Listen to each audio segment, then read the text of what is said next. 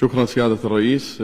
سيادة الرئيس، حقيقة عندنا مشكلة حاليا، مشكلة تتعلق بالتجاوزات على أملاك الدولة. أصبحت ظاهرة هذه مو فقط يعني في محافظة ديالى بل في عموم العراق لسنوات عديدة يعني، وإلى الآن تجاوزات على أراضي تابعة لوزارة النقل، وزارة الإعمار والإسكان، بالإضافة إلى وزارة المالية.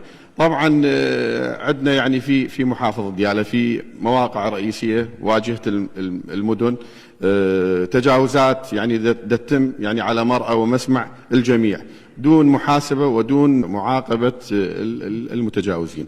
إلا أن الموضوع سيادة الرئيس بأنه يصل إلى أراضي تابعة لوزارة الدفاع، هنا لازم يعني احنا بالنسبة لنا نوقف وقفة ونعرف يعني وصلت التجاوز على مرحلة خطيرة. يعني أرض الفرقة الخامسة، هذه الأرض يعني منذ السبعينيات هي تابعة للدولة وعلى عدة مراحل، إلى أن حاليا موجودين بها الفرقة الخامسة.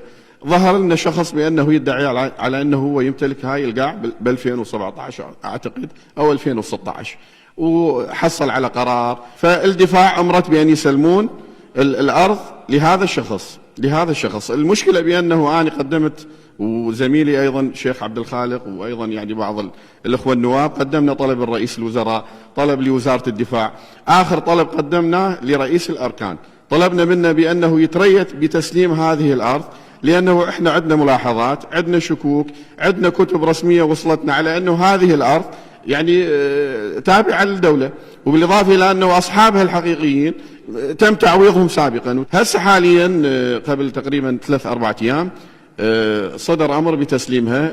نتفاجأ بأنه مدير الإسكان العسكري رغم أنه تم تشكيل عليه لجنة تحقيقية بهذا الموضوع، عنده مخالفات، مشاكل بالإدارة، بالإضافة إلى أنه أيضا يعني إصراره هذا اللي يثير الشك، إصراره في تسليم هذه الأرض لهذا الشخص يعني حقيقة يثير عندنا عدة يعني علامات استفهام بهذا الموضوع.